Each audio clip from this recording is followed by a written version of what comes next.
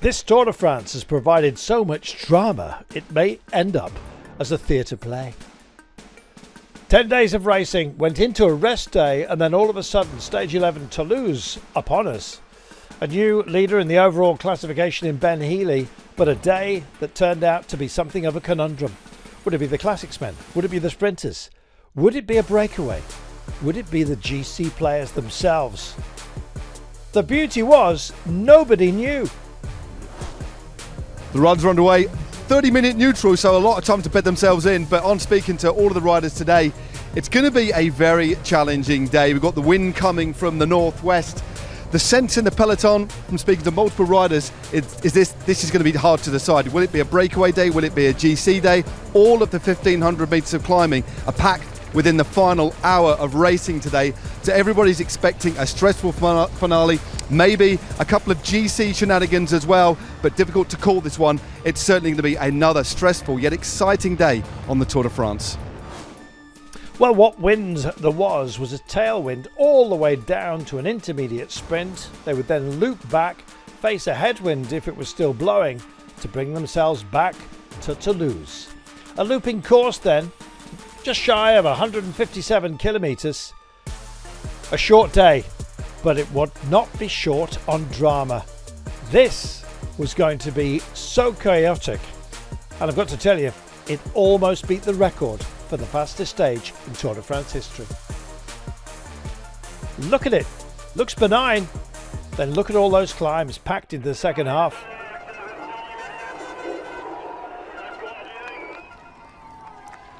Christian Prudhomme flagged them away, and we had takers.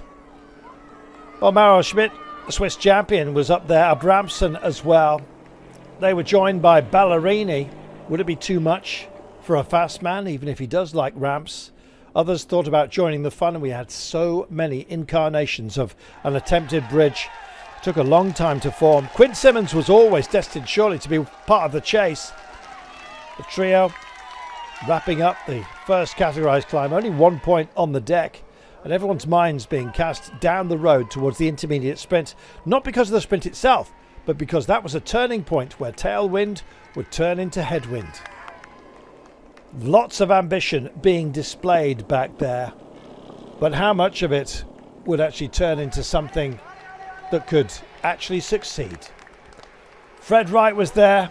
Joining in from Total Energies was Bergadeau. They were a bridge, almost a temptation to those behind, and groups were starting to form. Indeed, the peloton itself actually split at one point, Healy finding himself in the wrong place, maybe waving to the crowd too much in yellow, who knows. They regathered themselves, and thankfully he was in a very important group, including Wout van Aert, including himself of course, Vingegaard and Pogacar. Meanwhile, Wright, Schmidt, Ballerini, Bergadeau and Abramson had formed a fighting force up front. Quinn Simmons, who must shortly be in the running for a combativity overall award in this Tour de France, was part of the skirmish to chase on. The intermediate sprint came, and Abramson thought, you know what, 20 points seem pretty good to me, especially with 50 available at the line, but would he be there? That was the question. Quinn Simmons led home those who were chasing, and then of course there were some minor points still up for grabs on the deck, and Jonathan Milan in the green jersey thought, you know what, 4 points, it's on the floor, put it in my back pocket. And so the lumpy stuff had begun. The question was, would the front group be merged with the chase? It had been such a modest margin you thought it was an inevitable bridge, but that just didn't happen. Ben Healy back at the front of now a re-swollen peloton, but not for long surely. And so 19.7 kilometres to go. It was starting to get and feel just a little bit hectic. Mathieu van der Poel didn't like being part of a chase, and as the last lumps and bumps presented themselves, out front it fractured. Quinn Simmons went. Van der Poel followed on. Meanwhile, our quartet up front were also just starting to break down on the sterling ramps of over 12% at the very last.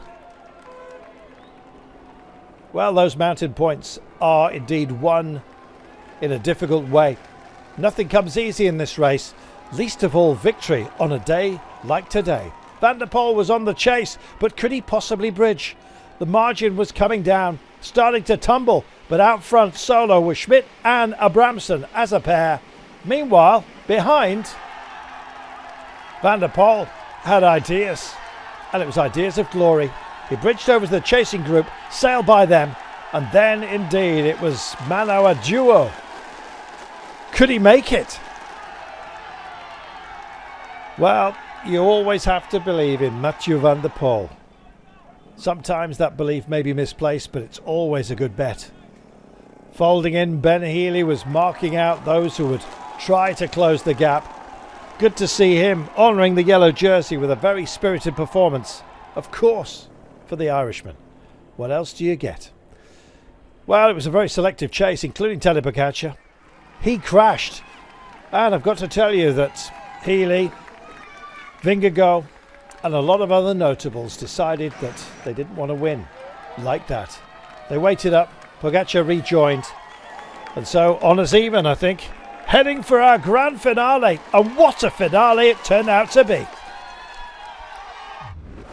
Behind Mathieu van der Poel comes with 400 metres to go. He's 70 metres behind them now. Think back to Amstel Gold 2019, the making of the man. But this time he might just be late to the party because the sprint goes with 200 metres. It's Abramson on the left-hand side trying to get around. Is there enough strength there? I'm not sure because Schmidt's there. Abramson's there. It's Abramson, Schmidt. They both come to the line together. There is Mathieu van der Poel, late to the party. Well, behind, it was Arnaud Delis that just pipped Wout van Aert, Axel Laurence, Fred Wright, Bergerdo. It would have been a spectacular breakaway. And it was to be Caden Groves that led home the pack. What a remarkable day of racing. Abramson waited for official confirmation, untrusting before he knew that final result. It had been a photo, but he had won. Abramson taking it ahead of Schmidt, Van der Poel, Delis and Van Aert. What a day. I broke the collarbone 4 weeks ago in Belgium Tour, and I was crying in the hospital because I think I was not riding Tour de France.